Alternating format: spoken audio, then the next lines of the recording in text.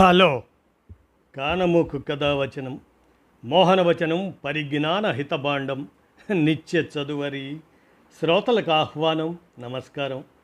చదవదగునెవరు రాసిన తదుపరి చదివిన వెంటనే మరువక పలువురికి వినిపింపబూనిన అది ఏ పరిజ్ఞాన హితభాండమవుపో మహిళ మోహనవచనమై విరాజిల్లు. పరిజ్ఞాన హితభాండం లక్ష్యం ప్రతివారీ సమాచార హక్కు, తెలుసుకునే హక్కు కూడా జీవించే హక్కులతో సమానమే. ఆ స్ఫూర్తితోనే ఇప్పుడు కె బాలగోపాల్ 74వ జయంతి స్మృతిలో శ్రీనివాస్ అందజేసినటువంటి ఈ జీవిత విశేషాన్ని, ప్రముఖుల జీవిత విశేషాలు శీర్షికన మన కానమోకు కథ వచ్చిన శ్రోతలకు మీ కానమోకు స్వరంలో ఇప్పుడు వినిపిస్తాను, వినండి.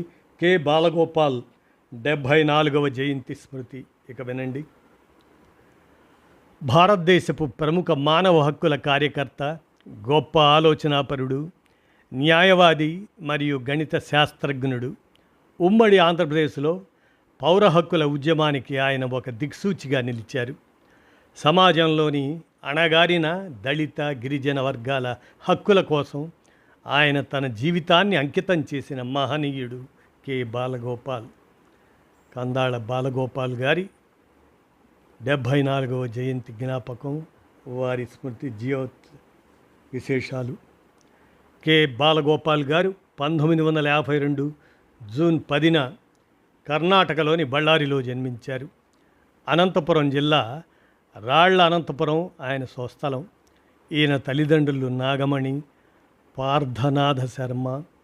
ప్రముఖ సాహితీవేత్త రాళ్లపల్లి అనంతకృష్ణ శర్మ ఈయనకు మాతామహుడు, అంటే తాతగారు.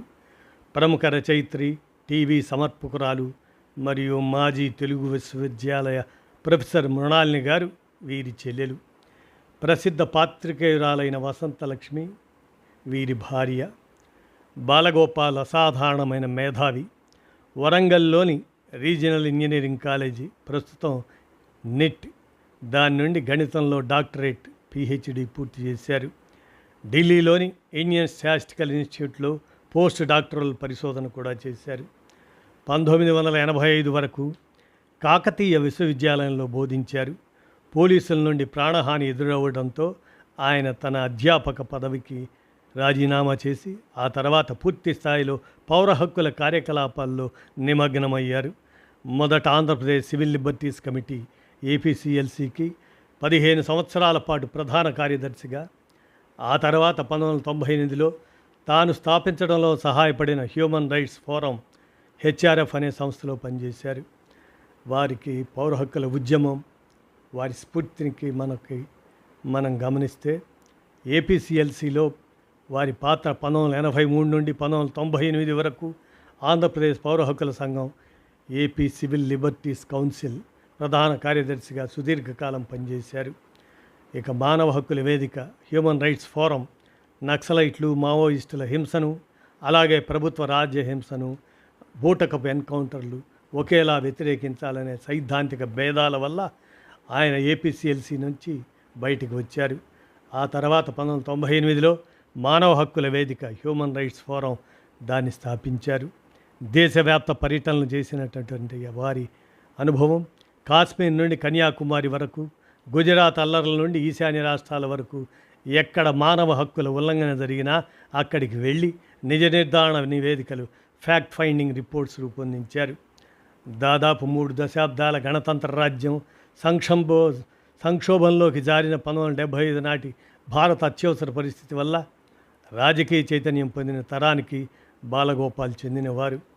ఏకపక్ష అరెస్టులు, విచారణ లేని నిర్బంధాలు, మర్మమైన మరణాలు నిరంకుశ రాజ్యం రాకకు సంకేతాలుగా నిలిచాయి.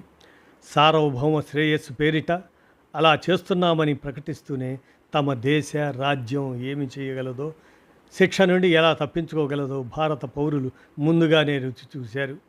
యువకుడిగా విమర్శనాత్మక దృక్పథంతో ఉండటం అంటే ఆనాటి పరిస్థితులతో మమేకమవ్వడమే. బాలగోపాల్ కూడా అలాగే చేశారు. మార్క్సిజంపై ఆసక్తితో మొదలుపెట్టి ఆయన ఆంధ్రప్రదేశ్లోని పోరాట పటిమ గల వామపక్ష రాజకీయాలను అనుసరించారు, వాటికి మద్దతు ఇచ్చారు. ముఖ్యంగా గ్రామీణ ఆంధ్రలోని ఆదివాసులు, దళితులతో కూడిన అతిపెద్ద అణగారిన వర్గాలను ఒక బలమైన రాజకీయ శక్తిగా సంఘటితం చేయడంలో ఆ వామపక్షాలు చేసిన కృషికి ఆయన అండగా నిలిచారు. ఇక ప్రజా న్యాయవాదిగా అణగారిన వర్గాల తరపున కోర్టుల్లో పోరాడేందుకు ఆయన తన 40 ఏళ్ల వయసులో న్యాయశాస్త్రం చదివి న్యాయవాదిగా మారారు. పోలీసు బూటకపు ఎన్కౌంటర్లు, లాకప్ డెత్లు, చుండూరు, దళిత నరమేధం ఇటువంటి అనేక కేసుల్లో బాధితుల తరఫున పైసా ఖర్చు లేకుండా వాదించి ఉచిత న్యాయ సహాయం అందించారు. మన జనాభాలోని అత్యంత అట్టడుగు వర్గాలకు చెందిన భూమి, వనరులను పొందే హక్కులు మరియు హక్కుల కోతకు సంబంధించిన కేసులను బాలగోపాల్ చేపట్టారు. తన న్యాయవాద వృత్తిలో ఎంతో నిశ్చితంగా ఉంటూ రాజ్యాంగంలో పొందుపరచబడిన అటువంటి హక్కులను పరిరక్షించడానికి కట్టుబడి ఉన్నప్పటికీ భారత కుల సమాజం యొక్క చట్ట విరుద్ధ స్వభావం గురించి ఆయనకు ఎలాంటి భ్రమలు లేవు. అంతేకాకుండా దేశంలోని చాలా ప్రాంతాల్లో ప్రాచీన శాసనకర్త అయిన మనువు యొక్క శాసనం ఇప్పటికీ అమల్లో ఉందని ఆయన అనేక సందర్భాల్లో ఎత్తి చూపారు. అందువల్ల హక్కుల ఉద్యమాలు ప్రభుత్వ తప్పిదాల వల్ల కలిగే ఉల్లంఘనలతో పాటు పౌర శిక్షారాహిత్యం వల్ల కలిగే ఉల్లంఘనలతో కూడా నిరంతరం పోరాడవలసి వచ్చింది. రచయితగా మరియు ఆలోచనాపరుడుగా మనం వారిని గమనిస్తే బాలగోపాల్ గారు పౌర హక్కుల కార్యకర్త కావడంతో పాటు ఒక గొప్ప రచయిత కూడా. ఆయన గొప్ప ఒరిజినల్ థింకర్, మౌలిక ఆలోచనాపరుడు. ఆయన కులం, వర్గం, ప్రజాస్వామ్యం, ఆర్థిక విధానాలపై ఆయన రాసిన వ్యాసాలు అంతర్జాతీయంగా గుర్తింపు పొందాయి. ప్రసిద్ధ వారపత్రిక ఎకనామిక్ అండ్ పొలిటికల్ వీక్లీ ఈపీడబ్ల్యూలో 3 దశాబ్దాల పాటు అనేక విశ్లేషణాత్మక వ్యాసాలు రాశారు. ఆయన రాసిన వ్యాసాల సంకలనాలు ఇయర్ టు ది గ్రౌండ్ ఇటువంటి పుస్తకాలుగా ప్రచురితమయ్యాయి. ఆయన తెలుగు, ఆంగ్ల భాషల్లో హక్కుల విషయాలపై రాశారు.